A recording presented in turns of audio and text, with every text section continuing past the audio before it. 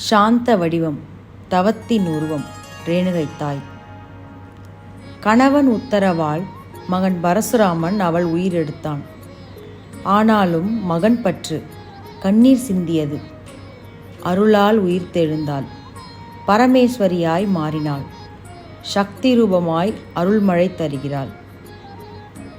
அந்த அருள்மாறி பொழிகின்ற சக்தி வடிவத்தின் ஒரு அழகிய திருத்தலம் சென்னை சவுகார்பேட்டில் அமைந்துள்ள ரேணுகா பரமேஸ்வரி அம்மன் கோவில். இந்த கோவில் 200 ஆண்டுகளுக்கும் மேலாக வரலாற்று சிறப்பு கொண்டது.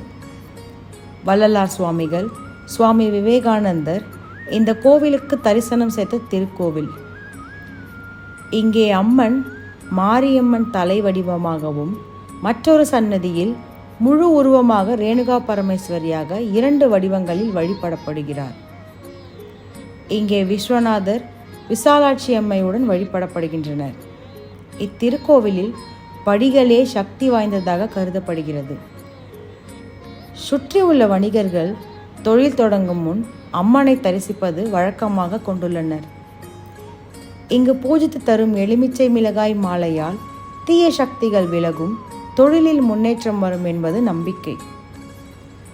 இந்த ஆடி மாதத்தில் ரேணுகை அருள் பெற்று நம் வாழ்வில் வளம் பெறுவோம். மாரியாய், பரமேஸ்வரியாய், ஒளிஜோதியாய், உலகம் காப்பாய் தாய் ரேணுகை. ஓம் சக்தி.